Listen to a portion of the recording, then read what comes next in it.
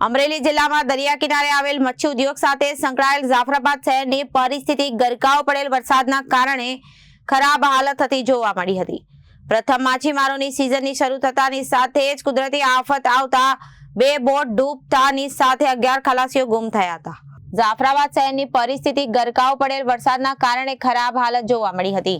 પ્રથમ માછીમારોની સિઝન શરૂ થતાની સાથે કુદરતી આફત આવતા બે બોટ ડૂબતાની સાથે 11 ખલાસીઓ ગુમ થયા હતા, જેમાંથી 4 જેટલા માછીમારોની ડેડ બોડી મળી। હજુ અન્ય ખલાસીઓનો કોઈ પત્તો નથી અને તેમણે પણ તે સમયે સાગર ખેડૂનું બહુ મોટું નુકસાન થયું છે। ત્યારે હવે ફરીથી માછીમાર થોડી હિંમત સાથે દરિયાદેવને પ્રાર્થના કરી ફરીથી દરિયામાં માછીમારી કરવા માટેનું કામ શરૂ કર્યું છે। ત્યાં વળી ફરીથી કુદરતે માછીમારો ધોધમાર પડેલ વરસાદના કારણે કાંઠે સુકાવેલી કરોડો રૂપિયાની મચ્છી પલળી જતા બહુ મોટું નુકસાન વેઠવાનો વારો આવ્યો છે। હવે માછીમાર સમાજની કમર તૂટી ગઈ, સરકાર યોગ્ય વળતર આપવાની માંગ કરી રહી છે।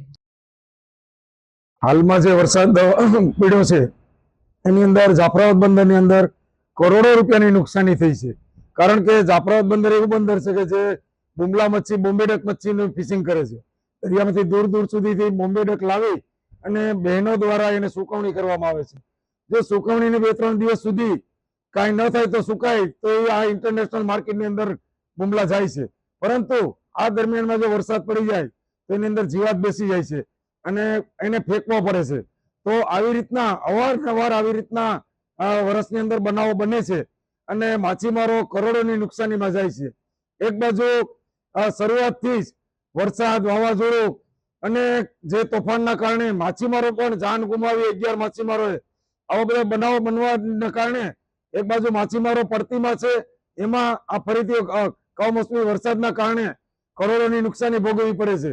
માનનીય મુખ્યમંત્રી શ્રી તેમજ રાઘવજીભાઈ પટેલ સાહેબને અવારનવાર અમારી વિનંતી છે કે જેવી રીતના ખેડૂતોને પાક નિષ્ફળ જાય અનાવૃષ્ટિ અથવા અતિવૃષ્ટિના કારણે તો તેમને વળતર આપવામાં આવે છે, તો માછીમારોને પણ કંઈક વળતર આપવું જોઈએ એવી અમારી અવારનવાર માંગણી છે।